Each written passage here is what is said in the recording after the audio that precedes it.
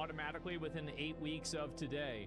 And you should get more details here. A few years ago, Ubisoft and the San Francisco dev team embarked on a bold adventure to develop a new arcade shooter called X-Defiant.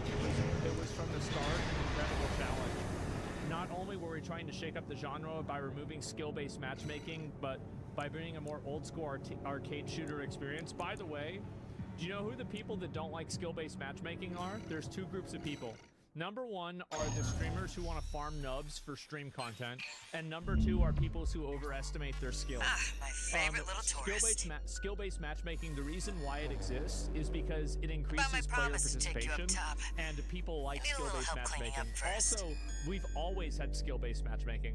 Like, am I the only person, like, whenever I would play Halo, I'm playing ranked. Playing ranked is skill-based matchmaking. Like, I'm sorry, like, when I queue in and I'm level 45, I'm queuing against other people that are 45. Yeah, I mean, let's be real. I think at this point that ranked should have skill-based matchmaking, unranked shouldn't. Maybe, but I feel like if unranked didn't, people would just be having bad times. But I do think that that definitely is, like, if there is a middle ground, let's get rolling, tourist. And for that, I want to destroy all the hacking drones, those degenerate coyotes left here. Free to play in particular, it's a long journey. Many free-to-play games take a long time to become profitable. It's a long journey. Security breaches reached 10%.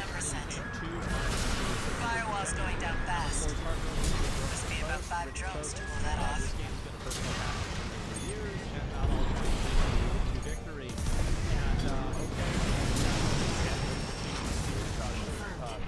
And yearly response to players launched when X-Defiant launched was straight amazing. out of the gates. Well, the reason why keep it up, a lot tourist. of people play the game, number one, one of the big reasons is you paid all the streamers to play it, right? Like, is it on Steam?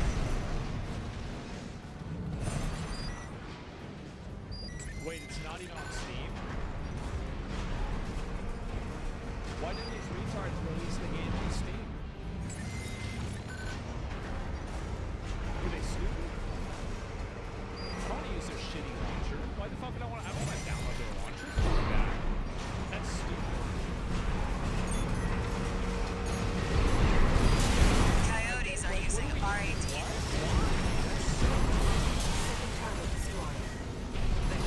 I get why they want our tech. I just wish they had a little more flair. I have to download a new program. If it were me, I'd raid us from orbit, just yank our servers off the ground. We have 5 million users, and we have 15 million players in our game. That's something to be extremely proud of, especially considering how tough the genre it is. If there's one thing I hope we can all take away from the experience, it's the importance of open, honest communication between developers and players first. The player-first mentality, along with respectful, non-toxic conversations.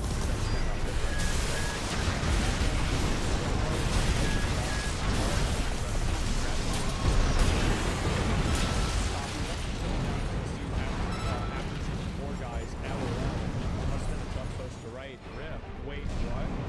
Thanks for a great few months. COD 4. I have to hear. That's the last you guys do for yourself. Absolute failure. Why did this game fail? X-Defiant was a great game. Guess I better get to work on our countermeasures. It was a great game. It wouldn't be shutting down. Security breaches reached 50%. You're fucking stupid. That's not how it works. And mods? One yeah, left. I don't know anything about them. You'd have to try to mess it up now. Man. It's sad, bro. Devastated, hate to see games with promise on time to reach its potential. Fuck, I'm getting that. Skill-based matchmaking is really called skill-based matchmaking. Has some bad features, but purposefully unbalanced. Good job, tourist. Sent the coyotes and their pals a little counter-virus. My servers are officially I feel like a lot fried. of that is just coping. Maybe that'll teach them to behave. Let's see if I can find this. Wait, the radar. Are there more of them? Ubisoft is laying off. Oh my, yeah, okay, so here we go. There's also a massive radar along with this. Ubisoft San Francisco and Ubisoft Osaka are both closed. Cindy team is ramping down. Up to 177 people to be laid off. Half of the X-Defiant team is moving to other projects. Ubisoft had helped the game would compete with Call of Duty, but recently was behind shutdown numbers amidst declining player numbers. Let me see, were they actually declining? I see the coyotes got some help too. Decline. Don't forget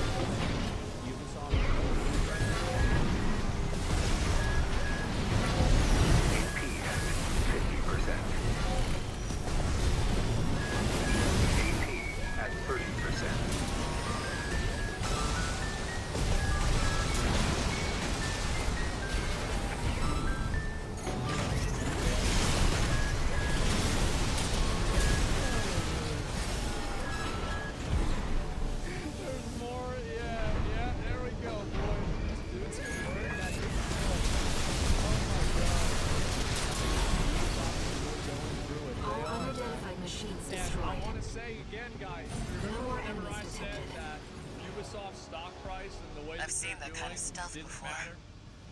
And I'm gonna have to everybody look called into me this. a delusional hater, and I was stupid, and I was Raven, just fear-mongering. this unidentified machines were and then using encrypted Creed communications. got delayed. They had to put Star Wars Outlaws I'll on do what I Steam. can to They decrypt said them. the numbers were bad. Now they're shutting down the entire studio, and they're shutting down one of their live service games. That's crazy, huh? Wow. Maybe it's almost like the stock of a company implies the direction that the company's going in. What? Who would have guessed that? X-Defiant versus TFD? I mean, the first I don't know. I think the first Descendant kind of fell off. Didn't it? Oops. I bet it probably has like 10K players. Yeah, something like that. Yeah. It massively fell off. You want to know why it fell off? It's because there's no new good content that's world content that gives you interesting gameplay. They need to add like another difficulty or not difficulty, excuse me, another world tier level that drops like mythic quality items instead of legendary quality items, and make them like very rare, and then have like other ways to upgrade them. Then you can get the real content, because like what they're doing now is garbage. They should have just asked me, and I would have fixed it. The stock is dropping again now. Well, let's take a look at it. Here we go, tourist. I'll lead the way, just as promised. But after this, you owe me one.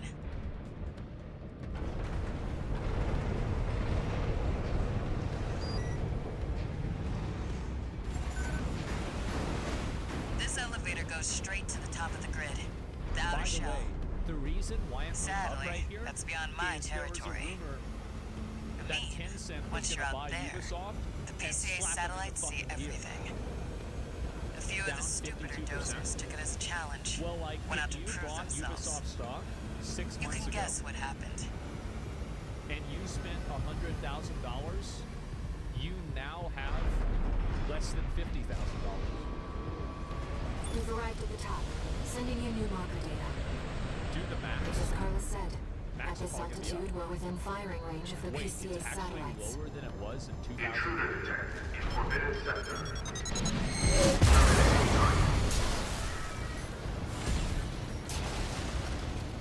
Well, nowhere to hide now. Brute forces. That must be the Don't get fried. Look at EU listing. That's an No, I extremely understand. powerful laser. Be careful, Lee. Never thought I'd see an AC against PCA's lasers like that.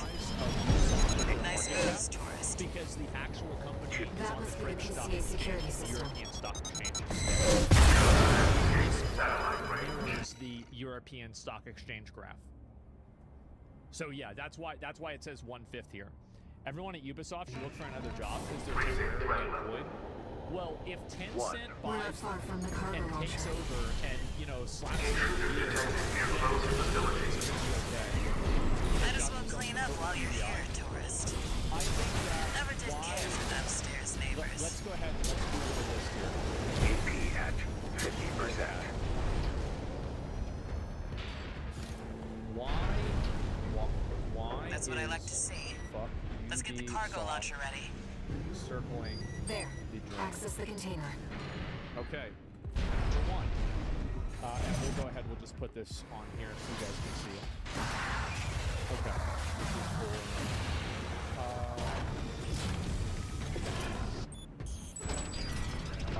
I have a lot of these, don't I? Yeah, I do.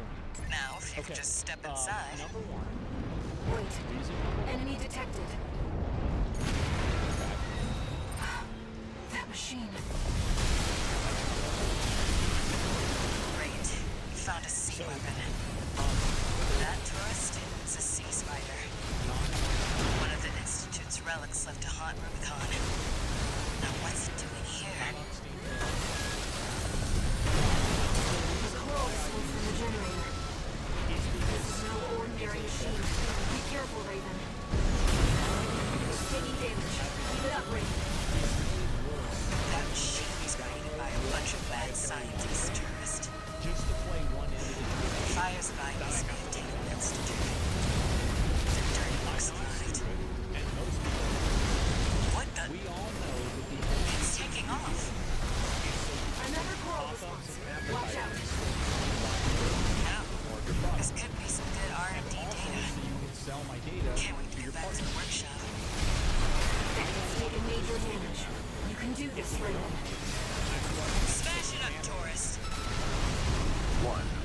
seconds remaining.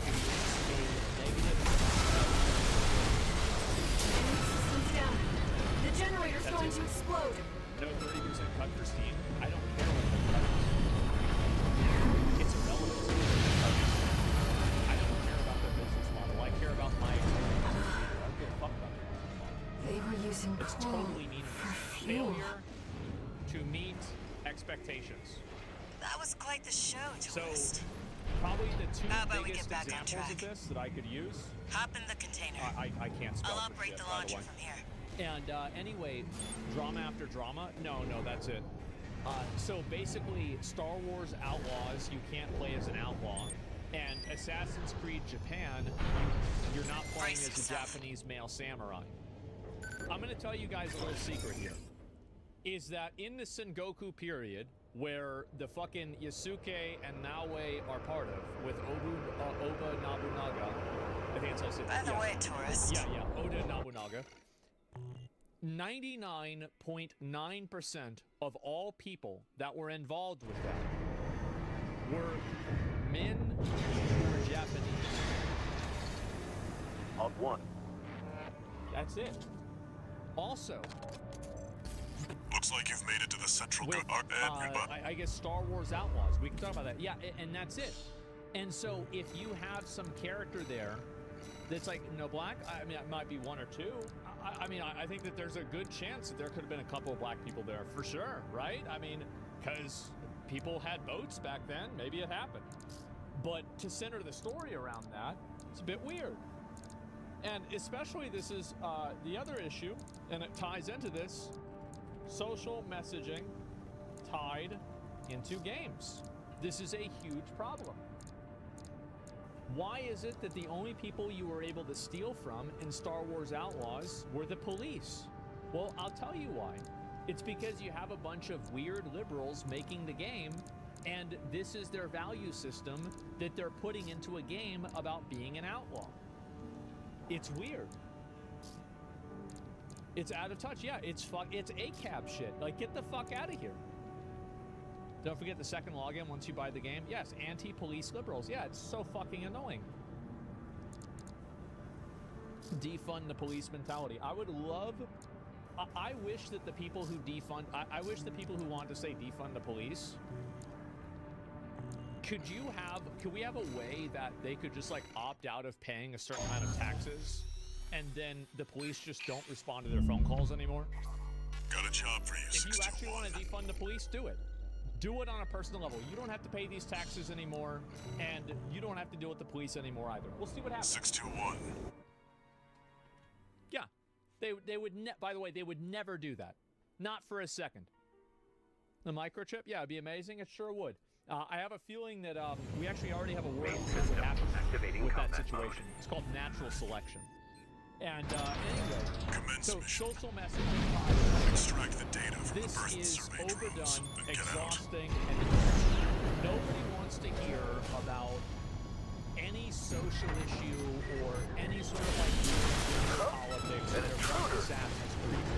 Solo People don't AC. play Assassin's Must be Creed. an independent merc. It's Taking weird. Balem's money, no Stop doubt. doing it. Intercept! Here's another. 621. Eliminate obstructions as you see fit. But remember that the data is your priority. One of the only good games that Ubisoft has made recently is Prince of Commence Persia: The retrieval, Lost Crown. 621. I understand that, again, social messaging, people didn't like the way that the character Remnants looked of the because they fire thought it still was like drift just a from Rubicon's Killmonger haircut atmosphere. and it looked like an African Trace person of rather than a civilization. Persian. Like the Very one we fair. passed through It's totally during our okay journey if you here. think that. But I think the real reason why the game didn't do well, and I think that it was a good game, is because it was massively overpriced. Early access, I think it was $60.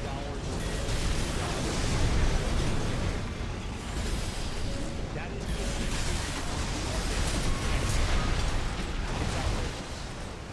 like if you compare that to Hollow Knight and Blasphemous 2, it's just a totally different. People Blasphemous. Yeah, but the problem is that Metroidvania is a very small market. Like, there are a lot of games that have a low ceiling. Yeah, it's a game that has a low ceiling. So, it doesn't sell that many copies. And then also, That makes 2. stupid comments. AAA games. This did not Even the help Ubisoft Rubiconians have either. forsaken this lifeless place. Hating their customers. Yes,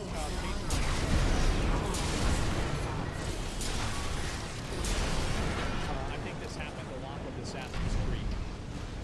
So, in-game boosts and time savers. Oh yeah, really good point.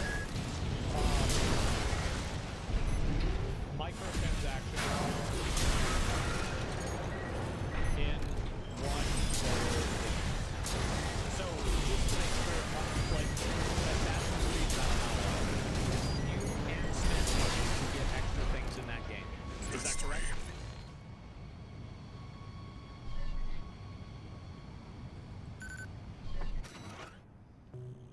That is indeed correct. Okay, good. Sheet of ice. So You in the all of these AC. reasons right What are here, you doing here? not only Valhalla, Looks yeah, like and their MTs just got shut them down. I but I'm hearing about it now. But these are the reasons why Ubisoft is certainly right. Is that doesn't have other problems. Releases games on Battle.net and not Steam for launch, but they're still successful.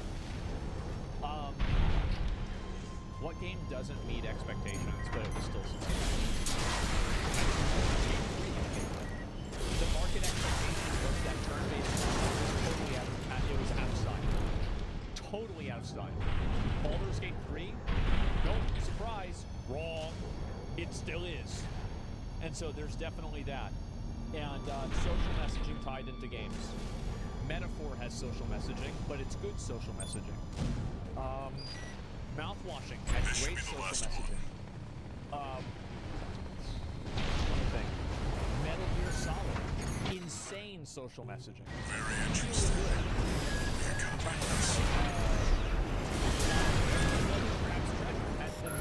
Attention, Gun 13 Raven! Looks like you ruffled some feathers. Taking their drones back to HQ. Not really that much social. I want you to find them and stop them. But either way, Diablo 4. I think Diablo 4 in a lot of ways is successful and it's overpriced. It is. Yeah. There's really stupid comments. There's plenty of developers who do stupid comments. So here's what I'm saying. If Microsoft is circling the drain because of one of these things, it's circling the drain because of all of these things. At the same time. You've got another reason to size of your company. Oh, you're right. Company size, what's the word for it?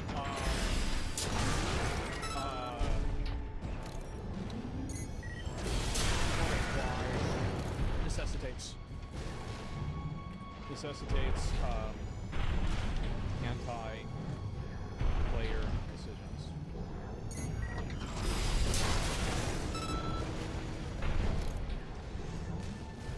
Yeah, there we go. Jesus is spelling. My mom would take me to Right-hand Chuck E. ammunition Cheese anytime at I got a 50%. bad spelling test.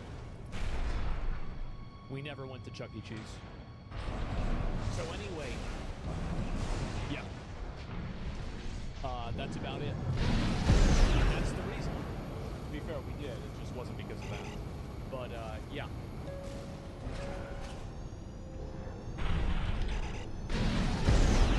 Well, I have not been to Chuck E. Cheese since I was like 13 years old.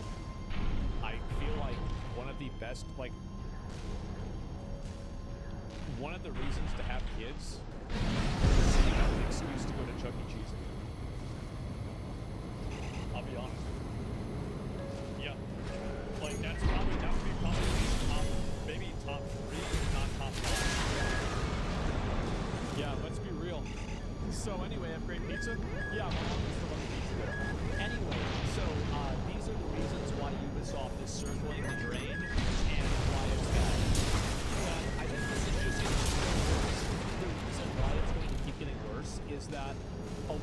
this is what I think happens.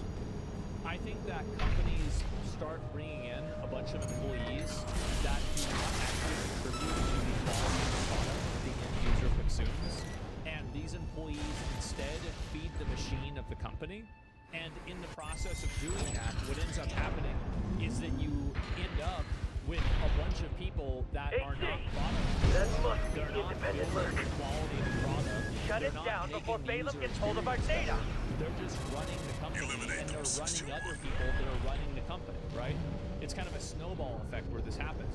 And like you saw Elon Musk have this problem, Wait, and then he fired what's that 80% of fucking Twitter, and I think Twitter was just about as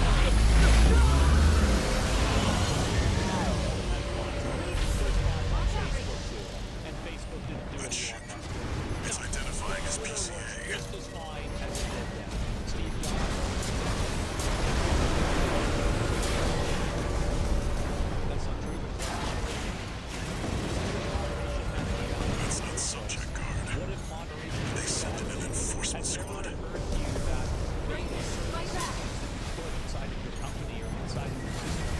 621, that's an LC. The PCA's rank and file, and a big step up from subject guard MTs. So yeah, maybe that's the problem.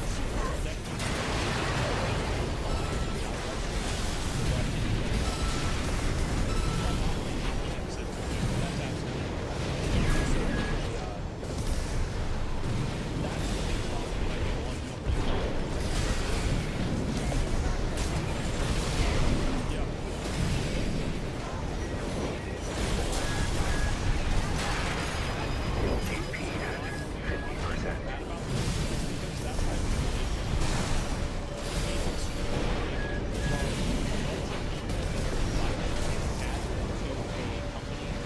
Taking over Master Chief signature in the distance.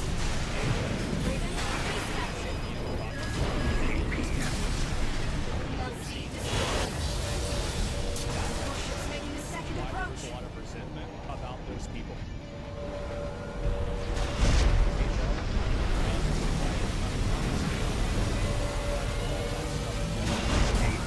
At 30%. They've deployed drones. Intercept 621. Looks like you're on the deck. Good call. Now smash the bridge, 621. Enemy warship has taken critical. Enemy propulsion systems compromised. It's going to blow. Get clear, 621. I don't really want to do that.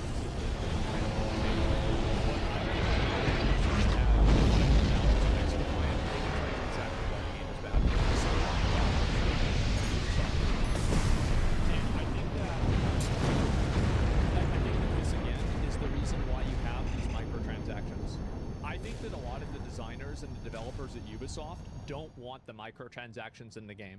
I think that if you look at the director, like if you ask the game director at Ubisoft off the record, do you think that the microtransactions made the game better or worse? He's going to say Looks it like made the it worse. coast is clear. Absolutely. And I bet they might even say it publicly. But the fact is that they have to do it because they need to make the money because of the company size. There it is. Hey, Raven. It's me, Rusty. Windagoon is a horror conspiracy theorist YouTuber with several million subscribers. Has a dark past with deep ties to far-right extremism. Windagoon is very publicly friends with He is friends with He is publicly friends with One Shu, new message. who is a conservative masquerading as a leftist. A few days ago, I saw this video pop up I in see my you got a call from bad V4. conservative horror movies. I've and I been was contacted immediately as well intrigued. I love by the long Balaam video group. essays about stupid shit like Seems this. both But what I sides got have been forced to instead halt the was coral the survey. worst attempt at a hit piece Check the I have briefing, ever seen 621. on YouTube ever. So sit down and get comfy, because it's time for an old-fashioned video response. Raven, I've also picked up a job for Now, you. before we get into this video, I just want It's to not thank just the today's sponsor. corporations who have You. their eye on you. This video is sponsored There by will be all of you who communists do donate too. to me on Patreon.com. Thank you all very much. I made Following you some the cookies. PCA's These are attack, just for the people the who support me on Rubicon Liberation Patreon. Front Only has they get established a them. Not you. division in the I central see, ice field. freeloader. Anyway, This I've been pretty job busy comes from lately their doing commander. personal life things, but when this went down, I was like, I can't not respond to this. But by the time I was done with the script, the man had already deleted the video after it was downvoted to hell. But even though the video is gone, I still want to respond to it for 3 reasons. 1, I am directly involved in this. 2, I'm tired of these type of people running their mouths. And 3, this topic is pretty timeless. And that topic is what I like to call the war on normal guys. Last year I wrote a script for a video with this title, and it was about the YouTuber Wendigoon being cancelled on Twitter. For those of you who don't know, Wendigoon is a popular YouTuber who makes video about true crime, horror, and cryptids. And no, despite popular belief, Wendigoon has nothing to do with gooning. Wendigoon is what most YouTubers who don't make political videos should be. His channel is completely apolitical. I don't like clicking a video about iCarly and then having to listen to you about how much you hate Trump, or clicking a video about Fallout and hearing you go off about how Joe Biden sucks. I don't care. If I wanted to hear milquetoast political opinions, I would watch my own videos. But no, despite being non-political, Wendigoon is a great channel. He has a good community, he's very positive, he's a Sunday school teacher, he has a beautiful wife, he's friendly, funny, and kind, which of course makes him an enemy to the most annoying people on earth. Month after month after month, I would see threads on Twitter and on Reddit about what a terrible person Wendigoon was. But when I would go searching for reasons why, there was really nothing besides vibes. I simply do not like Wendigoon.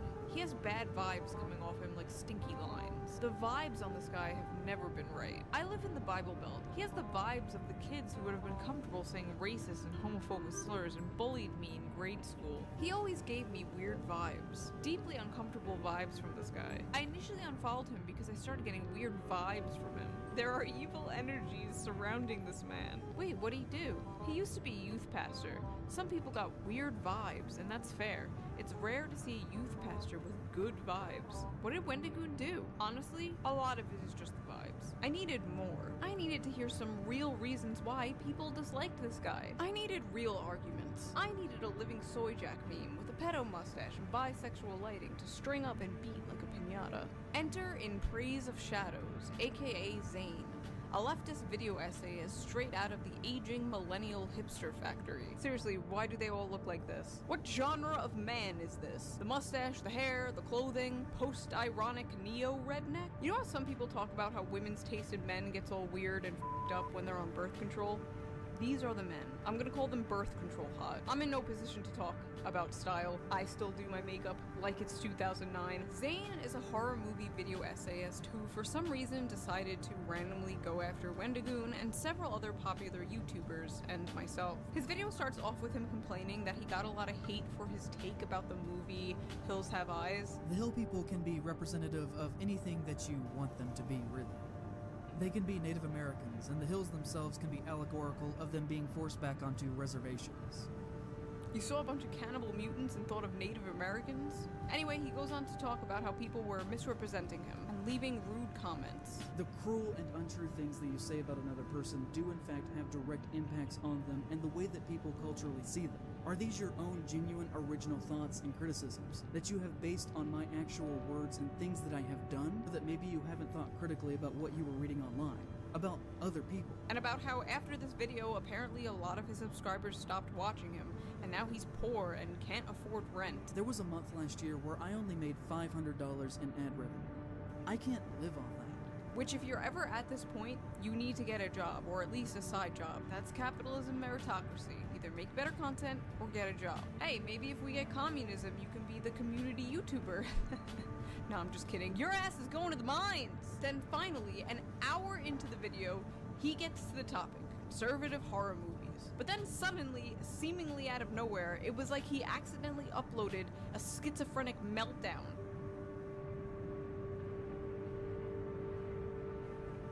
If you're not aware, Wendigoon is a horror conspiracy theorist YouTuber with several million subscribers that, as you will hopefully come to see, should not be seen as the wholesome, southern, friendly dad persona that he has publicly constructed around himself in the past several years. And that, like many people who talk about being Christians as much as he does, has a dark past with deep ties to far-right extremism. Ooh, this sounds pretty bad. He's not the heckin' wholesome YouTube dad we all thought. What could he have possibly done? There are many things that are red flags that we could talk about, from the bizarre gun ownership. Yikes! An American man owns guns? Not very heckin' wholesome, Wendigoon. He goes on to talk about how Wendigoon is rich, and therefore he doesn't respect Wendigoon's opinion on media. He became exceptionally wealthy by the time that he was 19 or 20. I have no need or desire to hear 5 hours of opinions on Blood Meridian from a 21-year-old millionaire. Like, what exactly is the correct amount of money to have where your opinions still matter? Like, if you suddenly got a bunch of video views and a bunch of patrons like you want, would we be justified in dismissing your opinions on movies? This honestly just feels like a conservative's idea of what a leftist is. Like, it's not just about hating people for having money. Like, what is Wendigoon's position of power in relation to the means of production? Does he own a business? Does he have employees he's mistreating? Not that I know of. He's just a guy who makes YouTube videos, like you. Only difference is he's good at it and makes money, and you're not, and you don't. Okay, for real though, there's gotta be more, right? What crimes has Wendigoon committed? Well, to start, he committed the crime of having friends. Wendigoon is very publicly friends with Turkey Tom. They have been seen together on multiple occasions, and I've seen online mentions that Tom was either at his wedding or at the very least was invited. They have been seen together. I have seen online mentions that he was at his wedding. He's saying this shit like Turkey Tom is wanted for murder, and not like he just said some slurs on Discord when he was a teenager. Does this guy vet like every single person he's ever been friends with or spoken to? Hey, before you enter my house, I'm gonna have to go through your Discord history from 7 years ago. I was gonna say no, but I can see this guy doing that. Wendigoon is publicly friends with Donut Operator, and even retweeted a photograph of the two of them hugging. Donut Operator is a gun-crazed, very far-right YouTuber with 4 million subscribers. His content is very pro-state, pro-cop, pro-gun, and pro-death to people who don't share his beliefs propaganda. For example, one of his videos is titled, "Predator Takes Shotgun to the Face." I love the example he used as a literal pedophile being killed. He's very pro-death for people who don't share his beliefs. Take, for example, this pedophile. Is that what you mean by people who don't share his beliefs? Out of all the videos, why that one? You're not gonna find many people who are gonna be like, oh no, the poor child molester. Well, maybe you will, but most people won't. Also, he's trying to act like Donut Operator is just a complete simp for the police, and he's really not. Even in the screenshot you show in the background, there's like 3 whole videos in frame where he's clearly being critical of the police. For someone who supposedly is so very anti-government, Wendigoon seems very comfortable with a man who makes his living worshipping violence committed by the state. And the only thing that one could reasonably gather from this picture of them hugging is that he too is a fascist bootlicker himself. Actually, we can't reasonably gather anything because you haven't given us anything to gather. You label this guy very far right, and he might be very far right, but you haven't shown anything very far right. Like, take a step back and evaluate the bare basics of what you just showed us. Wendigoon hugging someone who thinks it's okay when a pedophile dies. Okay, but let's be fair. Maybe there's more. Maybe there's something worse. Let's see. He is friends with Brandon Buckingham, a gun YouTuber who has been accused of threatening rape. Okay, so first of all, let's rewind. This guy is not a gun tuber. This just proved this man did absolutely no research. I'm talking like 2 seconds going to this guy's channel amount of research. And for those who are unaware, that rape thing is a complete lie. It is a complete lie made up by, sit down, Sneeko. Sneeko made that up, and Sneeko had to apologize and admit it was a lie because it was literal slander. I just love how in his little BreadTube tryout video, he uses Sneeko as a fucking source. I mean, it's not like his other sources are any better. His other sources being Reddit. He got like 90% of this information from a thread about Wendigoon in a drama subreddit called Our YouTube Drama. This man like borderline plagiarized Reddit comments. Source, PP-poo-poo-123 and Sneeko. Nice job on the research, you fucking hack. Also, I love the screenshot he's using. This you, bro? This you showing sympathy to someone whose grandfather is dying? He has collaborated with Nick Crowley, who constantly makes money through the most morbid and shameful true crime content, of showcasing the last minutes of people before they are suddenly and unexpectedly killed. So I don't know much about this guy, but it seems like your issue with him is that he makes true crime content. I mean, personally, I'm not a huge fan of true crime content, but it's extremely popular on YouTube. Crowley is similar to Wendigo, in that on the surface they seem fairly edgy, but clean enough. But then you notice that he follows less than 200 people on Twitter, and among them are the same circle with names like Wendigoon, Plagued Moth, Turkey Tom, Mr. Ballin, and Donut Operator. On the surface, they look clean enough to pass the vibe check, but then you look closer and notice he follows people who don't pass the vibe check. These people hate the police, and yet they're always like, sir, I'm gonna have to take a look at that Twitter follow list. Just absolute cop behavior. ACAB includes the follow police. Wendigoon is publicly friends with Brandon Herrera, who has made jokes that implied that he was sympathetic with public shooters who killed leftists. I've also seen people insinuate that Herrera was with Wendigoon in the days of being part of the Boogaloo movement, but I cannot find substantial proof on if this is true or not. But I've seen several comments saying this, so online it is at least culturally believed to be true. Hey guys, I heard Praise of Shadows a dog. No, I don't have any proof, but it's culturally believed to be true. He is friends with Oompaville, a gun-obsessed content creator. Oompaville! What the hell did Oompaville do? He's not even political whatsoever. I guess that's the problem, isn't it? But no, you're a bad person if you shot a gun even once. This is America. That's like saying you're a bad person if you ate a cheeseburger. His other example of Oompaville being bad is making videos about Nikocado avocado, as if anyone and their mother has not made a Nikocado avocado video. This is ridiculous. There has to be more. He is friends with Mudahar. Mudahar? Mudahar? Really? If someone can't be friends with Mudahar, they can't be friends with anyone. That dude is like so not problematic. And has recently showcased a great deal of transphobia in his most recent video. Okay, nothing in Mudahar's video was transphobic at all. I don't even know why I have to entertain this. Simply talking about a trans person isn't transphobia, and I wish that we could like move past this and just treat trans people like human beings and not like these like delicate little angels that we need to like step on eggshells around. It's really f***ing weird. Who argued against Andrew Tate being deplatformed from social media websites. He believes in the concept of free speech for everyone. Wow, just like the Nazis. This is what you're using to paint Mudahar as a bad person in order to paint Wendigoon as a bad person. You're running out of paint, bro. Wendigoon is publicly connected to the Internet Historian, and has even appeared in his videos. The Internet Historian publicly said that his birthday was April 20th. It is not, and has only said that as a joke because that is Hitler's birthday. Ah yes, April 20th, Hitler's birthday. There are no other jokes surrounding the number 420. It's a weed joke. It's like making a joke about the number 69. This is either extremely dishonest manipulation, saying April 20th instead of the number 420 so people wouldn't notice, or you are profoundly mentally retarded, sir. Who the sees a joke about 420 and automatically thinks Hitler? I'll tell you who. Somebody with preconceived notions about others. Everyone is already a bigot, so everything they say is bigoted, instead of the other way around. Looking at bigotry and coming to the conclusion that that person's a bigot. No, you have this insane hater tunnel vision, which is why you're coming to insane conclusions like this. We could talk about the time that Nick Spheres did a video about the disturbing movie Iceberg, who is a great horror Main trans system creator, and in the activating comments combat of mode. her video, he said, "We will be watching the career of Commence great mission. interest." Which is I've estimated the That time is a lie. to You really thought being friendly with the trans person, the trans person being friendly back, and came to the conclusion that this was transphobia? Fake man, you ooh-wooed at him. Have you ever sat back and thought, hey, maybe if I just screwed my eyes or tilt my head, glue my balls to my butthole in order to paint these people as Nazis, maybe they're not Nazis? He has interacted positively with Goran Thumb, who has said, "The traditional family should be encouraged and strengthened. I see little to no support from the government or big media." Traditional families?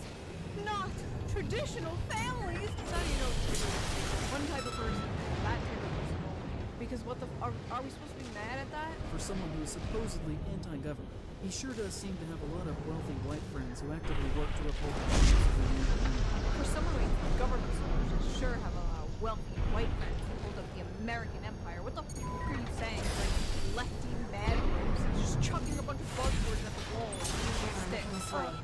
Capitalism, cops, white, American Empire. Again, he sounds like a conservative's idea of what a leftist would sound like. He sounds like a Daily Wire sketch character. He goes on to talk about more Twitter accounts and women follows and how some of those accounts have like problematic tweets. Now, see, I always thought fascism was hyper-nationalistic authoritarianism, but apparently, actually, when you follow people on Twitter, that was more intense. He has publicly interacted in a friendly way with the rock solid on multiple occasions. He responded to someone on Twitter who's his best friend said, hey, by the way, this you being friendly with you. Is that you, bro? You're the old one, not my friend. Which makes you a bad person. Personally, someone who allegedly put cigarettes out on their girlfriend's skin. But All honestly, these lawless rebels. how was he supposed to? They never Throw learn, dark do to they? crowd control. You're bound to be sex pets. He is publicly friends with Shu On, This isn't how who the is a Liberation conservative Front builds their masquerading as a ACs. leftist, who has built a career off of lazy anti-war Target content, confirmed. complaining about NG+2, who says stuff like, Holocaust rising from the grave, finding out his movement Stop has been that! taken over by Dare fat, you ugly, attack me with my manipulative back movements. turned! What's crazy is I could have given you like one example way worse. But instead, I don't know who put you up to this, sound like one of those rats. but clearly you need to be This disciplined. is bro. No, what? Let's not do anything So hasty. funny too, because like, You realize I lead the what? Vesper What would be 7th the point of squad. that? Am I Which waiting means for I like a hold the Soros purse check? strings. It would be way more lucrative Every as a single woman on the transaction internet goes to through just me. be a conservative commentator instead me of go, pissing off and you'll both still sides come out on like top. I do.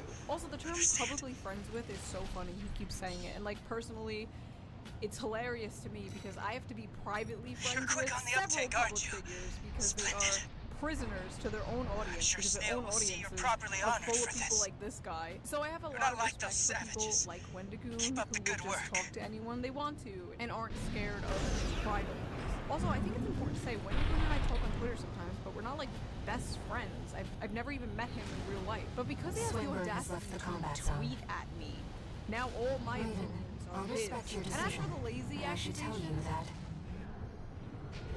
Wait, honestly, I'm this picking up would have bothered something. me way Incoming. more like a few years ago, but I'm so over it now. Go ahead and call me what you like. I take solace in the fact that every woke idiot Death that and eventually dishonor, gets their such own as the canceled into Oathbreakers shadow due. realms, and yet I remain. that what you Problematic should and see? more. But I personally can't wait to never pay an army of Scoundrels, prophets, toils, slipping through cold fingers. to me in order to Feed my friends and I Rubicon's aren't soil. type. And that might be easy for not people like this guy, they don't have to. They have enemies, they have eventually, along with the body, gather daily on the problem. He has said many times publicly that the Police assassin associated with the Rubicon Liberation Front. deep Appalachia is Although false be your genuinely mouth, as your part of the seditious you have blade to assume strikes that true. any white person you meet is Savage racist is the unless they show curve. you otherwise. All white people from Appalachia are racist to proven otherwise. Two He's repair implying kits that from AP at 50%. he clearly has lived otherwise. I shall pay my dues. Watch me, good comrades say. Your reward has come. So because he's from One Tennessee, repair kit remaining. making up for probably based on their race, but woke, so it's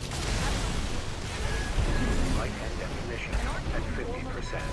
I know you want to hear working class AP at 50%.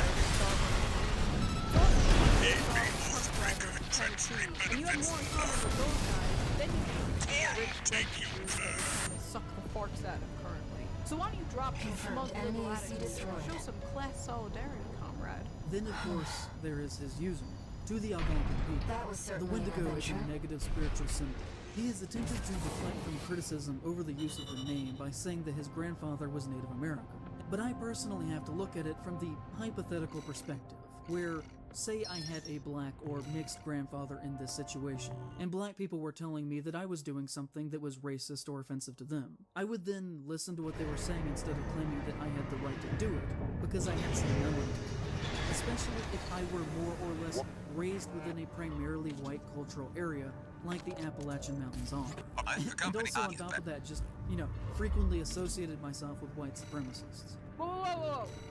Where was the white supremacy? You spent like 10 minutes smearing a bunch of people Wendigoon talks to, but not once did you show any white supremacy. Again, just haphazardly throwing around lefty buzzwords. White supremacy. We could talk about his past and supposedly being a founding member in an online conspiracy theory group that, according to him, snowballed out of control into being a white supremacist neo-Nazi organization called the Boogaloo Boys. In 2020, they killed several police officers in a drive-by shooting in Oakland. hoping that black people would be blamed for the violence, in an attempt to create racial tension. So basically, Wendigoon was part of a libertarian group that eventually became more extreme and radical over time, and he no longer agreed with goals, so he left it and he took Take out the PCA forces and head for the energy refinery plant. Own up to his mistakes and take accountability. You'd have a point. Contact with AC of unknown affiliation. Or even if he was part Suspect of the group corporate hire. Single AC. but he wasn't. Terminate It's so funny immediately. Made-up factoid that the Blues killed cops in order to blame it on black people, but I couldn't find that literally anywhere. In fact, I found the exact opposite. The Boogaloo Boys made sure that the movie was done by them. And it wasn't to spark a race war, it was to spark more anti-government sentiment. The Boogaloo Boys are a radical libertarian group. They hate cops. So I think this guy made up this thing about them wanting to blame black people. So people in the audience yeah, they killed cops. You should be basically way we want to kill cops. This is probably the most damning evidence they have against Wendigoon, even though he's not involved in this group anymore. But they still f***ed it up. Zane was liking tweets from people, blazing, telling him what an amazing job he finally going Code 5, unaffiliated AC. Moving to terminate. A final display for their bad side. All off nice comments about it, telling people not to use stuff. Well, that sign was stuff. One comment I found on this guy's video was like, love it. He'll get away with it. Just get away with it. Get away with what? The crime of being popular online will not bring you good. Is that what this expose is about? When not a comment. Nobody gives a shit. So what if he's a conservative? Is that a problem? Which the answer to that is yes. But the reason that I care is because this does not belong in refinery plant. or anywhere. I care updated your marker deeply data. about harm, and Head for the everything that he target. does has demonstrated so far in his career that he should not be welcomed in our spaces, or even, just in public in general. What? Okay. Code First of 5, all, I unknown assure you AC. nobody wants to be in your space, bro. Imagine the after the smell. plant. Second of all, in public, Contain the Wendigoon situation. should not be allowed Terminate in it. public spaces. Wendigoon Looks should like not an be allowed to independent mercenaries exist assembly. in society Leave because the he is analysis Twitter system. friends Intercept. with people this guy disagrees with on Twitter. Should not be accepted within society at all. They should not be celebrated. They should be treated for what they are. Because remember, kids, when somebody shows you who they are, believe. Well, you told us you're a lying, manipulative hack, and I believe you. But Wendigoon's actions, words, and even comments he left on your video tell us he's a good person. You're so lost in the sauce, you don't even realize all you did to the average viewer was make this guy seem like a kind person who learns and grows from his mistakes. These flimsy accusations and guilt by associations may work for the NPCs in your audience who already hated Wendigoon based on vibes, but you need to bring more to the table than unsourced Reddit comments. If you're trying to convince the average person who isn't terminally online that this guy deserves to be ostracized from society, the fact is most people have friends they don't politically agree with. Most people make edgy jokes. Many people are into guns. Many support the police. And most enjoy when pedophiles die. These things listed as like crimes Wendigoon's friends have done in order to smear Wendigoon do not make them fascists or Nazis. They make them normal people. At the end of the day, this was just a witch hunt. But to these people, that is the normal guy. They can dress it up however they want, but at the end of the day, that's what he's doing. An attack on normal guys. And it's always been a war on normal guys. But hey, I'm glad you listened to the video. Hopefully you learned from this, but if you don't see Discord messages, you haven't. Anyway, that was that video. I just really wanted to stick up for someone who absolutely did not deserve all the hate. Thank you again to everyone who donates to me on Patreon. Thank you so much. And I will see you all real soon. Bye.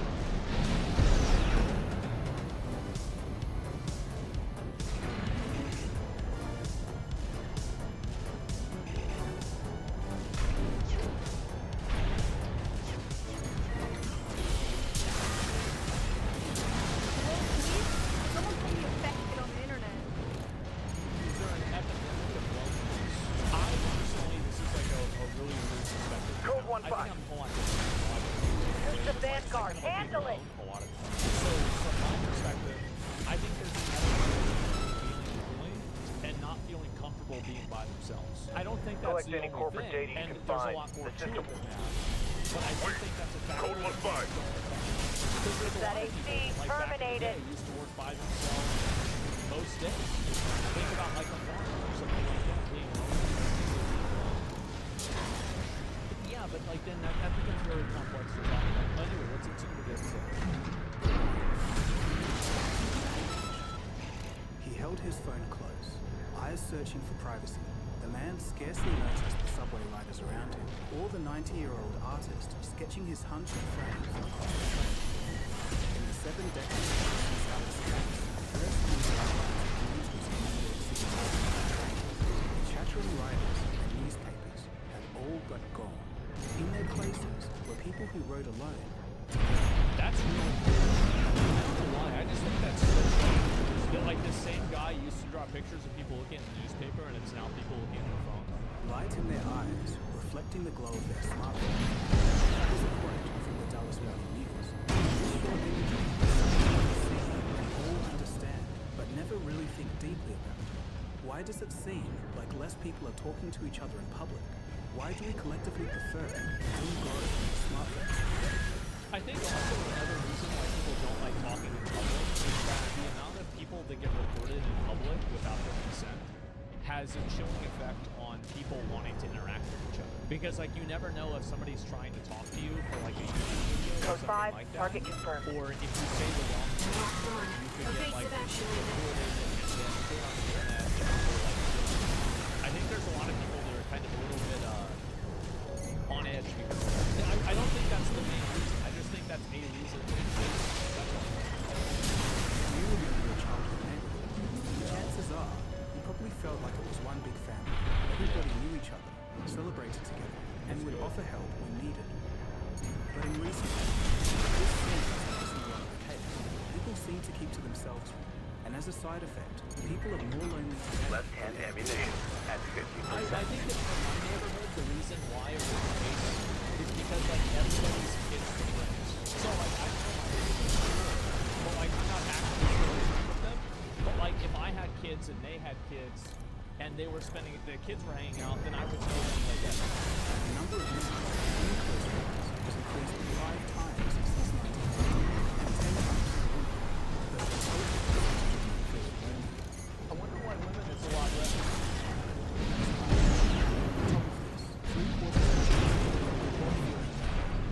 Why have we drifted from each other? What is going on here? The trend started before the pandemic and even before smartphones, so it has to be something structural within society. I still think that like there's a big component of this that people, TV shows, Facebook, and like all these people together, and I think we like sense of like All fuel storage tanks because destroyed. you're missing This out should on be these a nice catch, opportunities. Raven. Whereas like before, you didn't let's really deal with see the those plan. things happen, or they were portrayed to you in a way that was more authentic. Like, you know, you saw this happen, but it was like very rare. You didn't get to see the reality of that. Working on this episode, it's an exploration of the loneliness. And the reason why I'm bringing this point up is that, like, I think obviously this video is going to talk a lot about like the lack of community, the lack of third spaces, the lack of you know, like interaction, human interaction, the lack of social privilege, like having to call landline and having parents that Code 5, talk to kids, hostile that AC you're friends sighted. with, like, you know, all these things. Requesting backup from the system. But I Code think that that's 7-8. not the only vector in which loneliness is. I think there's also the perception of loneliness that's gotten a lot larger as well. In this episode, we'll see the definitions of loneliness, its origins, its causes, and who's most What do you mean by affected. third spaces? This episode is important. Guaranteed smartphone ways to combat loneliness. This isn't the kind of video I think it's important. But third spaces, by the way, Target destroyed. besides work, Our work besides here is home, done. 6-2. besides school, besides Raven, home. I'm picking So up like something going to a distress card shop, here. going to a It's mall, approaching going fast. to a skate park, something like that. Another community place where people I've gather identified to get together PCA, that they SP, don't and necessarily Special have to be at Forces. YMCA. Take chances. 6-2-1. Eliminate them. Vector boy. like they're very They're highly mobile executioners for priority targets. Piloted by the PCA's adults. Focus on one at a time. One. Go 3-1 Charlie. The lieutenant is down. In 2017. Roger. I'm not Needing really a sure slab. exactly how much they use them for because there's some people I think that follow it, but it's that right in this point, well, video games can be more efficient, but is this the probably Former U.S. Surgeon General Vic Murphy recognized the growing trend of space Both PCA and P-Craft as the destroyed. loneliness epidemic. But to I'm understand sure this our wide paymasters planned for that too. we have to start at the fundamentals. Make out their walking What does it advertisement, mean all right. to be lonely? We'll have earned plenty of extra pay at least. People sometimes confuse I think loneliness we've and done enough to solitude. inspire The other fact of the matter mercenaries to work for being Arquebus. alone and feeling lonely are not the same. You can feel lonely even though you're physically with other people. Or I've never experienced that. And I know other people have that. Like this is it's kind of interesting for me to watch something like this because I just don't I have? Okay. Yeah, that's really interesting. enjoy solitude without feeling lonely. In a nutshell, loneliness is not always the result of being alone. Arquebus It's Group more of a Earth, mental state of being. From a neuroscientist point of view, loneliness is actually a state of hypervigilance. It makes you feel unsafe and unsatisfied with your social interactions. It's a type of emotional pain signal. The pain is telling your brain that you need to find someone to talk to. That's what loneliness is. The difference between how much social connection you want and how much you feel you actually have. That makes a lot of sense. Yeah, I agree with that. Sure. It can be summed up by this line. Loneliness is feeling disconnected from others, even when they're right next to you. If it's temporary, it's the equivalent of being hungry. But when it becomes chronic, that's when it starts affecting your health. That's interesting. Like I usually feel like I'm Main pretty system disconnected from other activating people and combat myself. mode. But I don't think that really makes me feel yeah, it's about well, no, yeah, I'm grateful for your assistance, Raven. Targets are stationed in 2 camps. Attack one, and the other will move to reinforce. I'll leave the question of where to strike first in your capable hands. Dr. Vivek Murthy, the U.S. Surgeon General, says loneliness is an epidemic. The focus of an 80-page advisory he is releasing today. We're used to thinking about smoking and obesity as clear public health concerns. You're saying loneliness is comparable to smoking and constant Two death PCA in your LCs. health? They're highly mobile sharpshooters. The cure, Dr. I'd like to have them like expand a little bit on it. Code 1-5. Enemy attack. I don't believe It's not it. a- I don't know. Like evidence, yeah, like what do you mean by that? Like, it's just so vague. Because it's Code 3-1A. Chief Sergeant down. like it's using the increasing loneliness and suicide. Deaths to suicide as derivative from I'm not sure I immediately buy that. I hear something like that, that's insane to me. I want to hear and know everything about it. But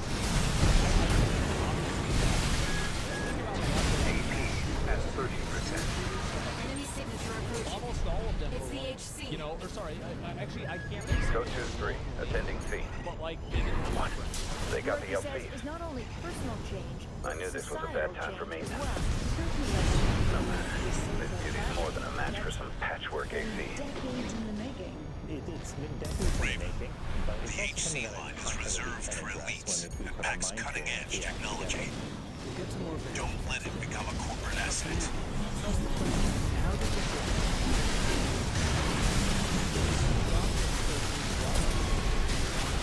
Impressive. Better than the other ACs. they wanted to be able to not have to System verdict. Continue. it's like wow. Gladly. Some issue that defy the law enter. Player base. No. The HC. Yep. Cutting I edge. think it happened to everyone. Yep, people wanted All convenience. And social interactions in a lot of cases are inconvenient. You live up to your name, Raven. Not a new thing. You fight like a bird in flight. Today's loneliness You may seems yet like a fly simple higher. cause and effect. As society Beyond became more Rubicon's complex, scorched skies, industrialization, to chase the freedom we faster never pace knew. of life, people became lonely. It's not that straightforward. Something major happened in the 1960s and 70s that became the bedrock of the Loneliness Epidemic Declaration in 2017. It was a huge cultural shift. In Western it was like nations, Vietnam and everything. it was the social movements of the 1960s and 70s yeah. that seemed to accelerate this phenomenon. A 2023 QC research piece on loneliness by Alan Greenblatt would mention that, quote, the mass social movements of the 1960s helped shift people's attention from local concerns to more national issues. End I quote. think this is a Baldy. Shut the fuck up. Number two, a lot of people, like, this is what my dad said this at least. He said that he thought a lot of these, like, protests and everything like that were people that were really protesting because they didn't want to get drafted. Because people were getting drafted into Vietnam, and because of that, they were protesting because they didn't want to have that happen. Which, to be fair, I could definitely see why. In other words, local communities mattered less, and it was all about changing the national status quo. Yeah. According to Allen, this eventually resulted in a, quote, decreased number of social gatherings and eroded organizational participation, end quote. For a commentary on the cultural mood of the time, at least in the UK, you can look no further than the Beatles. Main system According to Paul activating McCartney, combat mode. the 1966 Beatles song, Eleanor, commentary on the social change.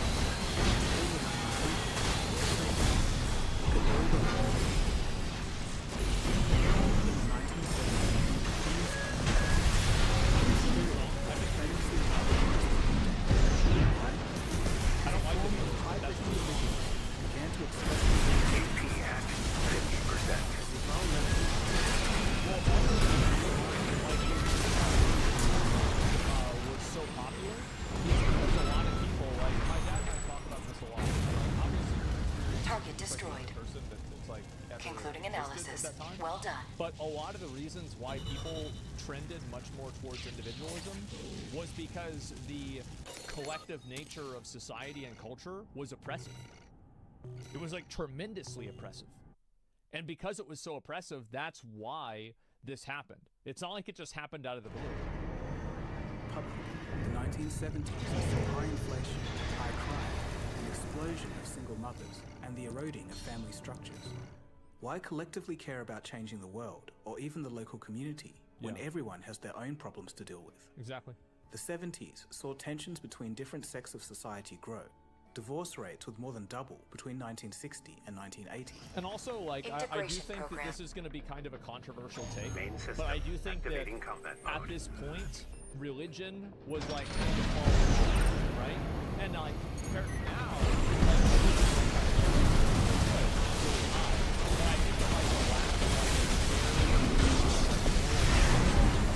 I think also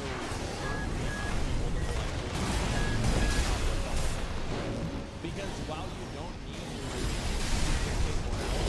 and a lot of people, I don't know if it's bad thing because I think for a lot of people, the love of God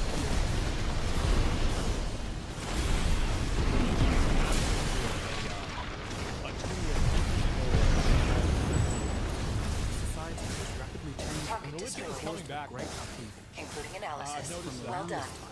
Society lost its I think cohesive so. glue.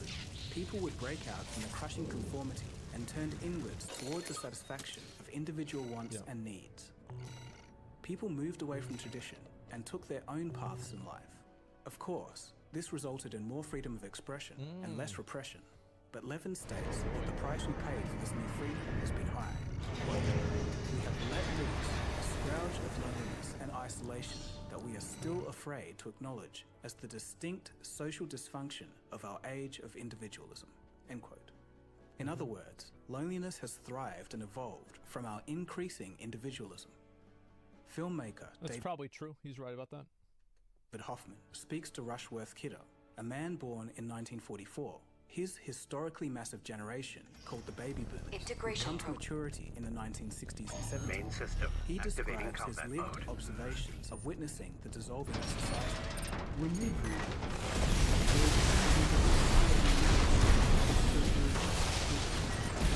we're part of it and we need to be. It's not going to work. All by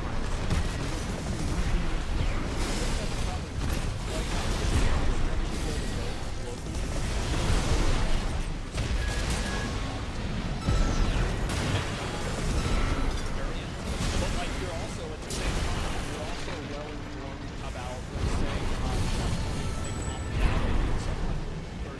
Target destroyed. Colorado. The Some data will state. be integrated You're also into well Mind informed Beta. about, Thank you for your assistance. you know, like what Biden did. And so like what I'm saying is like people get focused more on an abstract idea that they have less control over rather than things that they do have immediate control over. Like in local government, you can make changes way more easily than you can on a federal level. Like, I mean, come on, it's fucking obvious, right?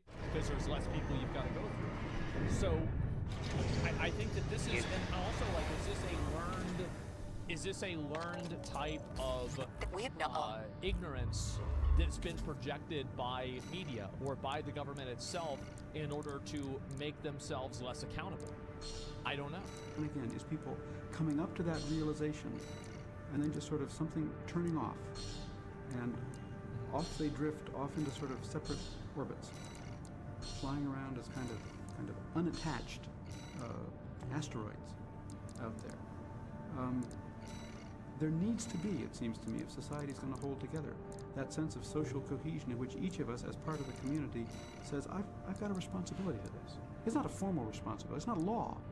It's just that I care about this society and I'm part of this. Increasingly concerned that whatever the gravity is that holds the asteroid in orbit is just beginning to dissolve. Well, I think that a lot of people are less connected to their culture and their community because they're more connected to an online community. They're more connected to like an identity group. You know, for example, like now you're no longer, you know, like, oh, I live in Austin, Texas. It's like, oh, well, you know, I'm part of like this group of people on the internet, or I'm part of this group of people that's like international or whatever.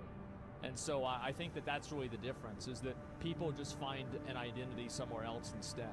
And these people again and again are just sort of out there wandering. We never ever in the history of the world experienced anything like the baby boom that followed World War II, and we will never experience it again. This was that sort of one-time phenomenon.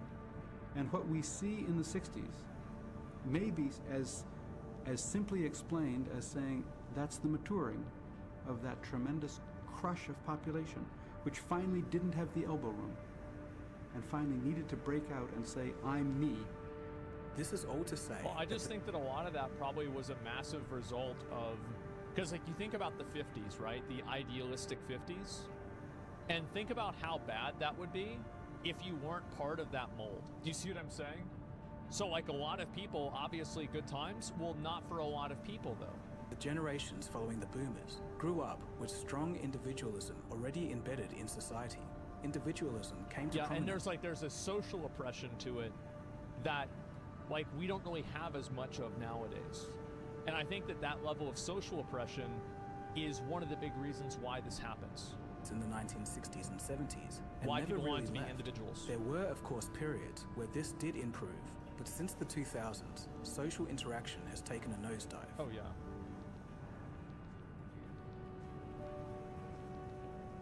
You see, Orson, loneliness is a disease of the spirit. People who have it think that no one cares about them. Are you saying that Earthlings make each other lonely? No, sir, I'm saying just the opposite. That they make themselves lonely. They're so busy looking out for number one, they don't have room for two.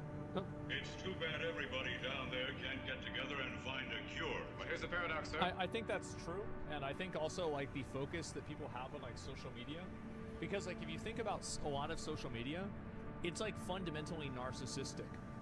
Like all you're doing on social media with like making your account and curating your account is talking about yourself and making things about yourself, involving yourself into things, comparing yourself.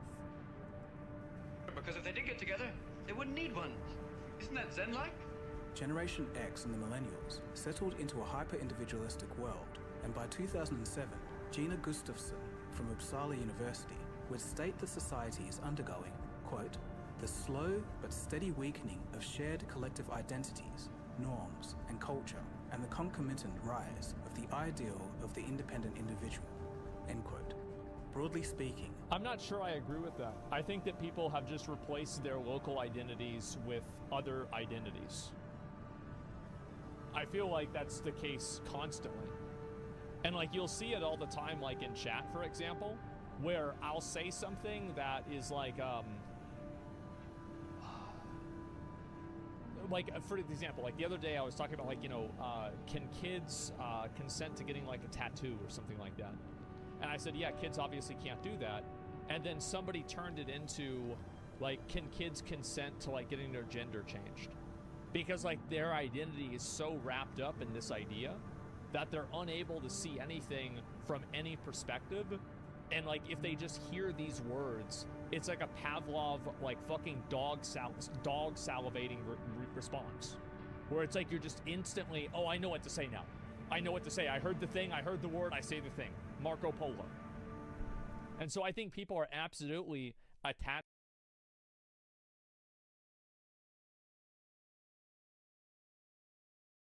still to identities, but I don't think they're local identities. Careful saying this on Twitch? Why? I'm never careful about anything that I say. And actually, that's not true. I am actually very careful about what I say, and I try to say it in the best way possible. But I'm never afraid to say something that could be taken out of context.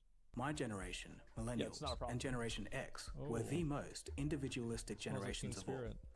That is, until Generation Z. You guys got the shortest end of the stick. You came of age during the explosion of the most individualist tool known to man, during curated algorithms tailored to the desires of the individual. In other words, social media. High schools and universities. Yeah, I got on social media at 14. Like I was on it as soon as I could be. With people physically sharing the same space, but with every idle minute, a phone is pulled out. This is something that wasn't even the case 15 years ago. Of course, technology isn't inherently a bad thing. It is a tool. It can improve our lives. But if we strip away the benefits of convenient connection, what are we left with? A screen that separates us from the real world and the people around us. A device that consumes our attention and time. A platform that keeps us entertained, but separated. Because somehow, even with all of our unprecedented technology, no one has yet solved what I'll call the other gamer's dilemma.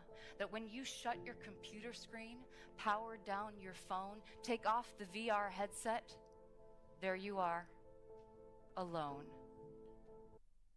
What's the problem with that? Yeah, that's the best part. Thank fucking God. Holy shit, it's been a long day. All right, yeah, I'm gonna go lay down, man. Go on a walk or something, like, fuck. In your room. Now, this is all known and common knowledge, but what's surprising is what's next. There's a hidden force that's causing people to feel lonely, and it's hardly ever talked about. Yeah, people can't afford to go out. Yeah, I think everybody knows about that. So yeah, it's like, you know, like, it's weird to me because, like, I'm a very, like, I don't like saying I'm introverted because I think it's cringe, but if you were going to define introverted, you would basically say you're like me, naturally. And so a lot of times whenever I say that I don't like being around other people, people that are extroverted and much more social just simply can't comprehend that. And I can explain to them, I don't want to be around anybody. And they say, no, it's okay, it'll be fun, right? Or no, you know, you'll be glad that you did it, or something like that. It's draining as fuck. It's extremely draining. And I'm thinking to myself, am I doing that to extroverted people that are being alienated and isolated by social media? I think I am. I think I'm doing the same thing that I'm complaining about. Because from the same perspective, it's just the opposite direction. Because like I think that there are a lot of people that feel this way, and I don't really know how to address it. Right? Because I'm completely different from them. It's like, how do you solve the problem of a parrot? How can you think like a parrot? You can't. It's a parrot.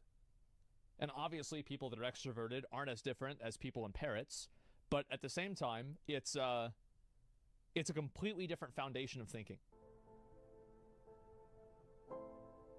We are about to become a society. By the turn of the century, there will be 8 times as many people over the age of 60 and half as many people over the... Oh, right. Many kids under the age of 5. Is this the world we want? Aging society, Do we want a lack of kids? Do we want a lack of ability to create households? The happiest, most prosperous, most purposeful people... Well, people don't have kids. There's 2 reasons why people don't have kids. Number 1, people don't have kids because they can't afford to have kids. Number 2, people don't have kids because settling down with a person creates the idea of FOMO, and because the internet provides the illusion of infinite options, people don't want to settle down with any individual person. I think those are the 2 main reasons. In America, our middle-class families, and we have made a concerted decision to punch it in the gut and make it harder for that type of family formation, and we're going to lose prosperity, and we're going to lose purpose. Most people don't realize this, but societal cohesion and economics are very closely interlinked. A healthy growing economy means that the standards of living go up. Jobs are stable, wages are increasing, and inflation is low. People can afford more, feel happier, and are more likely to build relationships. A faltering economy is exactly the opposite. Today, due to rising inflation, stagnant wages, and debt burdens, people have to work longer and harder. Sometimes we may even need to juggle multiple jobs just to keep up. It's a frustrating state of affairs, but if you're wondering... He's completely right. How many of you guys make over $50 an hour at your job? Me? A lot of people. How many of you guys make under 12?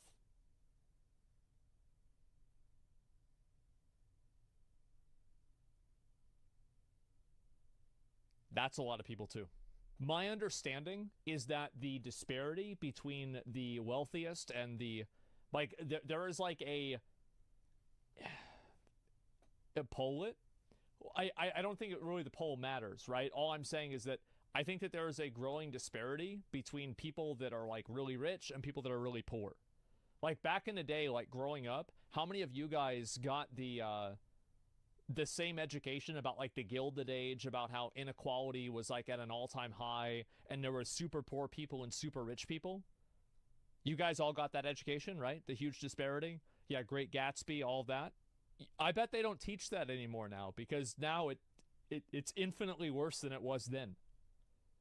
So like the shock factor of how bad it used to be isn't there anymore, because it's like, yeah, of course I know what it's like. It's worse now. And why the world is like this. I fully explained it in my episode, How the 2008 Crisis Still Affects You. In that episode, I described how the true economy died in 2008 and has been on life support ever since. Because of horrendous government policies and reckless behavior from the financial sector, people have been struggling to make ends meet. Slowly at first, only to be accelerated by the pandemic.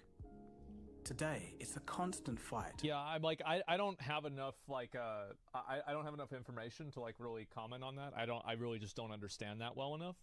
But I have to watch the video and be more educated on it. But I do think that, like, for example, I'm 33. And so whenever I was, like, early 20s, like, that was whenever 2000, like, 2008, 2009, 2010, 2011, right? These were, like, very, very, very bad years. And like, how many of you guys are like right around my age and like you remember how fucking hard it was to get a job? And I think that like this is a paradigm shift that I noticed on the radio, is that I remember back in the day, Indeed and these other job websites were advertising to people looking for jobs. They would say, we can get you a job. Nowadays, I hear the same radio station and the same ad for the same company, and now they're saying, we can get you employees. That is a tremendous fucking difference, and it's a total paradigm shift. Because back then, holy fuck, like, it was impossible to get a job. Like, I couldn't get a job at Walmart.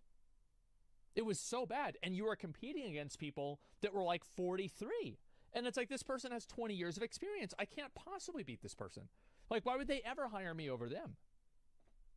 Now, obviously, I should have tried harder. I could have gotten a job, and I probably could have if I had put in more work. And it's always, at the end of the day, your responsibility to take care of yourself. But, man, it was harder to do that with less effort than it is now. Or than it was in 2005, let's say. Millennials actually had the worst entrance into the workforce, especially the ones that are around my age. To stay in the disappearing middle class. All across the world, an increasing number of people are taking up second jobs. Most young people are working, but still can't afford to rent or buy a home.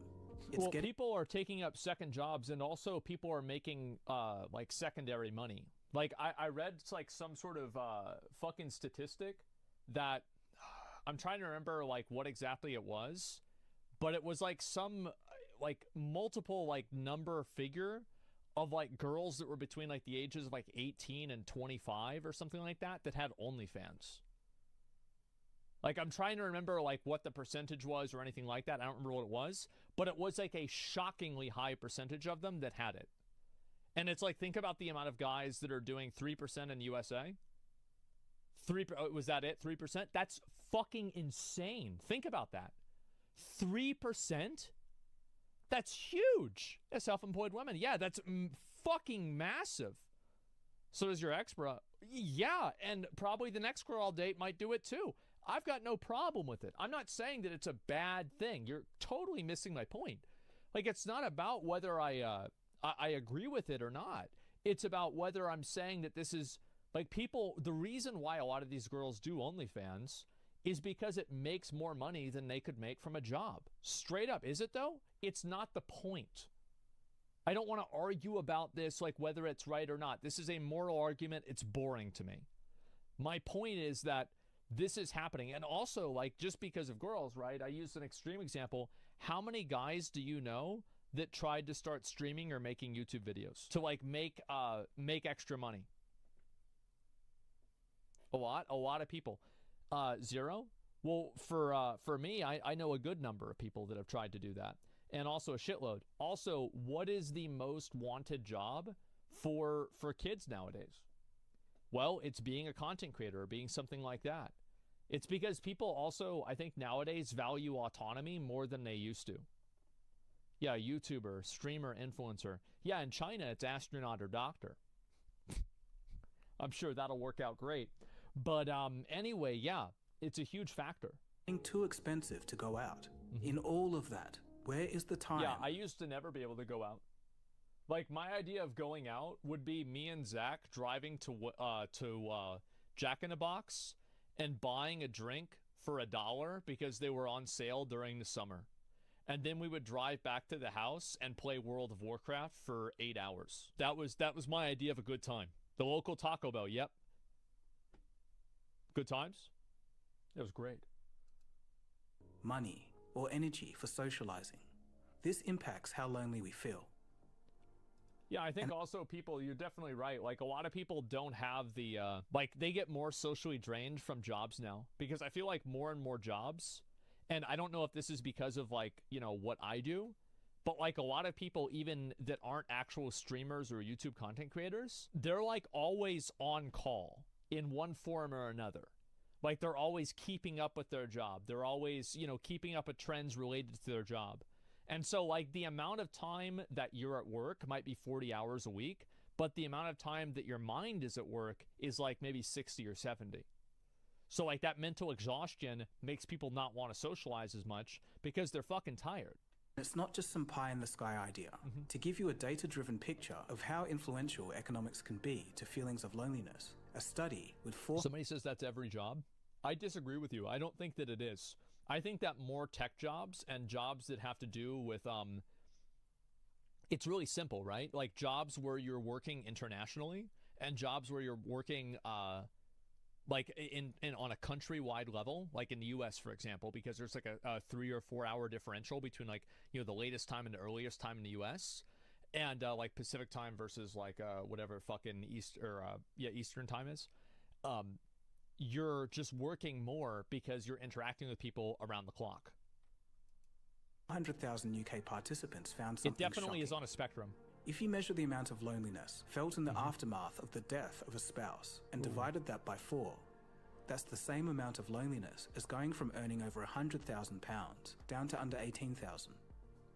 The researchers also stated that losing this much income is half the loneliness felt from a divorce. The measures of loneliness were quantified by a range of survey questions. It's not directly intuitive, but I don't really put a lot of stock into I don't put a lot of stock into like those questionnaires. I think it's a good thought experiment, but I think that once you start reducing things like that into like numbers and percentages, I think that's whenever you get lost in the sauce. being in a desperate economic situation directly increases feelings of loneliness. So now that we know some of the causes, in all society, who is the most affected? Statistically, it is not the elderly it's young anymore. guys. Now, it's the young. Yep, young guys.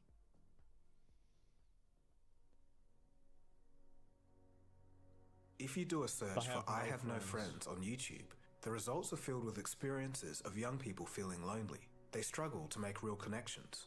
These videos have thousands and even millions of views, which means that they must be resonating with people. Well, there's also there's like a certain type of like Sigma grind set mentality that like some people try to push nowadays, that it's a good thing to not have any friends. And I think that I think that's very unhealthy. It is. It's a lie. Yeah, I think it is generally unhealthy to push that type of mindset.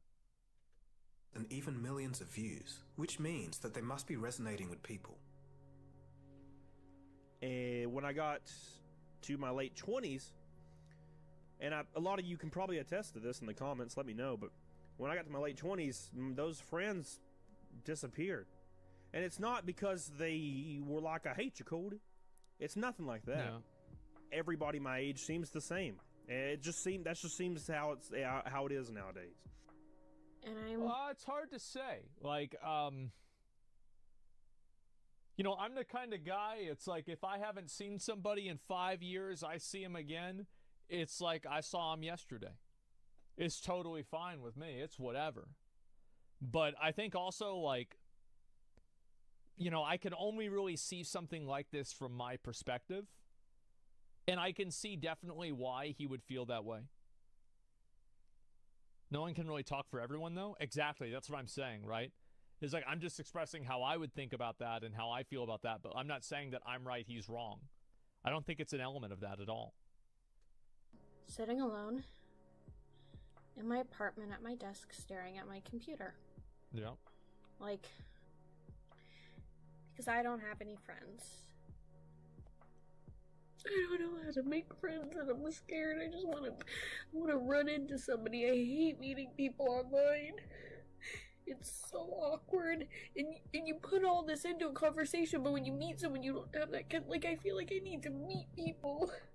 I need to meet people, but I don't know how, and I don't think it's possible to just run into people. Jesus. Have you ever had friends that... God fucking damn. Yeah, that is sad, man. Holy fuck.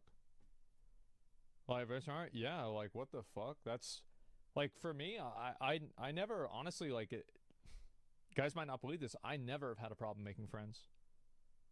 Like, growing up, like, I've always had tons of friends.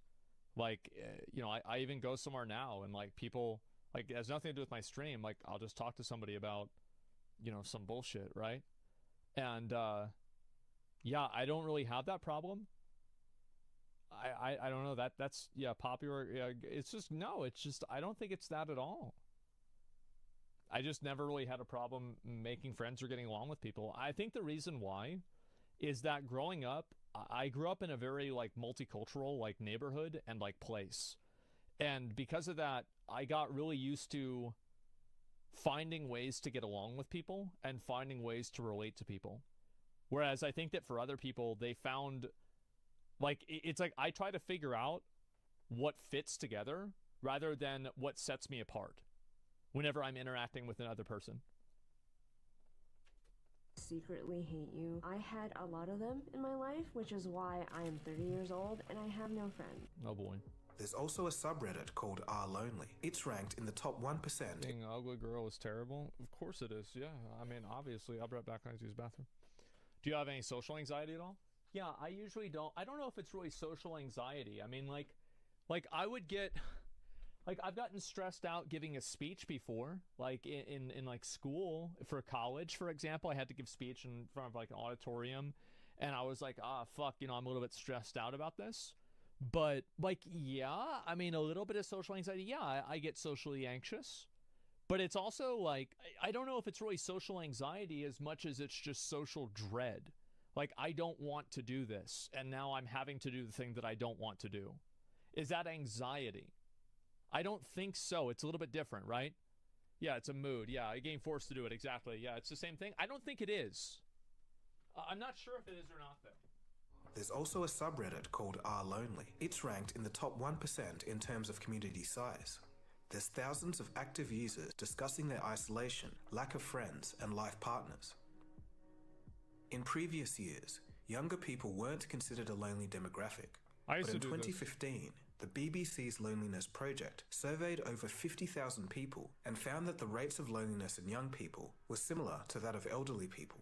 Here's a chart looking at the loneliness distribution between 2014 and 2018. The dotted line represents the 2018 data. As you can see, the rates of loneliness among the young are trending higher, whereas the elderly seem to be dropping. That's good. Fast forward to 2021, and a Harvard Graduate School of Education survey found that 61% of young people ages 18 to 25 reported experiencing profound loneliness, including feeling lonely all the time. And this was... See, like, yeah, whenever I was like 18 to 25, I used to sleep in a bed with 5 other dudes on like a weekly basis. Like, my house was like the house that everybody would go to and like we would chill at. Like, after you know, we would go out or do anything, it's like everybody would come back to my house. So like, I always had a lot of people around me. Like, I used to actually have like this window right here. I didn't have curtains on my window, so because like I don't like people fucking bothering me whenever I first wake up, right? And so I took the curtains down. I said, there's no curtains on the window. So if you wake up here and you're going to wake up at 7 in the morning, I'm going to wake up at like noon, 1, 2 p.m. Like, you're going to have to sit there in that fucking bright sun. And also the room used to be hot as fuck. So people would leave before I woke up. So I could get up in the morning and just chill and not have anybody there bothering me. You ever get in fights for whose turn it was on Halo? Well, nah, because it was my game, so I would always be playing, and I would always beat people, right? Because, like, usually it's like you would get swapped off if you lost. Hot room with a lot of guys? It was. Yeah. Was compared to only 36% among other age groups. In 2022, 30% of young people aged 16 to 24 in the UK say that they don't know how to make new friends and have never felt more alone. To add to the situation, for some reason, it seems that men are feeling more lonely than women. Yep. According to the Survey Center on American Life... It's because they don't have a girlfriend, that's why. That's the reason why everybody knows it. Because they don't have fucking girlfriend, they can't get a girlfriend, they have low self-esteem, they don't have, you know, a 6-figure salary, so no girl will talk to them, and that's just it, right? Girlfriend in this economy, sheesh. Yeah, no, it's not even that, right? It's the, it's like, it's the perception. The perception is what's worse than everything. Yeah, they're 5'7", so like, I mean, they might as well just die, right? I mean, that's just how, because if you're 5'7", like, no guys that are 5'7" ever get married. They never have kids. It just doesn't happen. So like, just give up. There it is. Yeah, you've already lost. 55% of men had at least 6 close friends in 1990. Just it, guys. But this figure has decreased to 27% today. Yeah, about the girlfriend Alarmingly, figure. the number of men without... I told y'all this before, but like my dad, so this is like 4 days ago, something like that, right? He calls me in the morning, and I'm like, oh, fuck, what is this shit? He calls me. He's like, Zach. I'm like, yep. He's like, you know that stuff that you were telling me about incels? And about how, you know, like all this stuff and incels and all this. I said, yeah, I heard about it. He's like, well, I read an article on the newspaper and I think I figured it out. I said, oh yeah, what is it? He said, in this article, it said that a lot of teenagers nowadays don't have girlfriends. And I bet that's why they're incels. I said, I think that's it. And I'm like, you know what?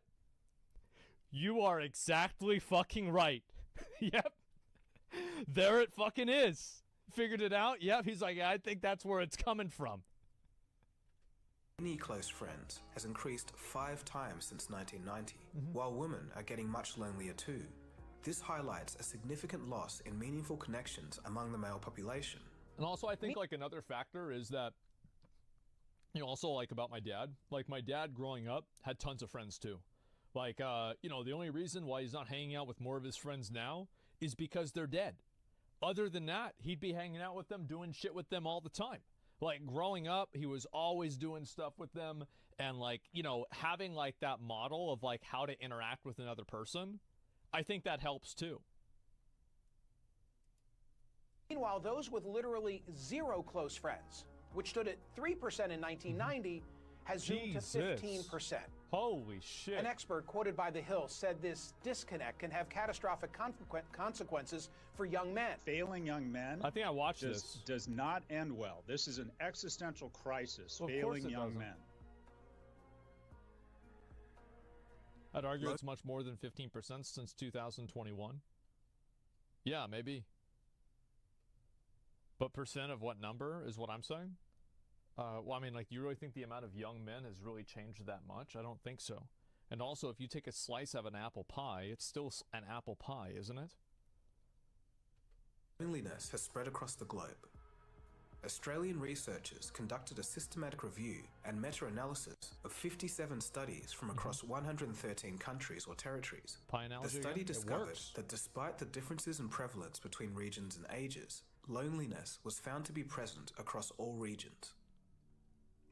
Substantial difference in data coverage between high income countries, particularly Europe, and low middle income countries, raised an important equity issue. Evidence on the temporal trends of loneliness is insufficient. Findings of this meta-analysis are limited by data scarcity. Loneliness should be incorporated into general health surveillance.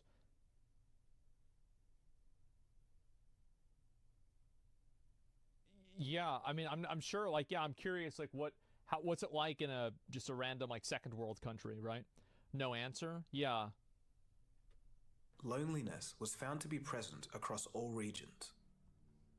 According to a Statista study... I think also another reason why it happens is that, like, political isolation, or not political isolation, escalation.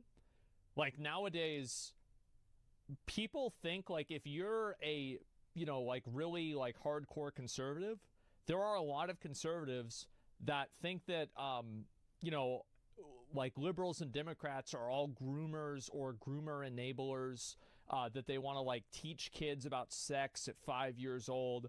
And like the people are so dramatically radicalized. And like if you're a liberal, you think like conservatives are, you know, these like Nazis, they hate black people, they hate women, they want to turn, you know, a woman's life into The Handmaid's Tale, they want to bring slavery back, and like, you know, they want to take Martin Luther King out of the books. Like people, like the emotional escalation of like different types of, you know, like differences in thought between people is like right now it's higher than at least I've ever seen it. It's crazy how bad it is now. Like, you guys have seen a lot of posts and stuff like that about people talking about how, oh, I can't date somebody who has this type of political opinion, or I can't even be friends with these people because they think this thing. Like, think about, for example, here's another example, is that on social media, how many people get criticized for being friends or having an interaction with a person who's seen to have disagreeable political viewpoints. Whether those viewpoints are you think justified or not, like, I think it's way more common nowadays. Not in my crew. Oh, I think that, like, for me and my friends, it's not the case either. Yeah, you're totally right. But I'm thinking on, like, a macro level. Like, beyond that, I see a lot of this. Yeah, guilt by association. In late 2022, 33% of adults worldwide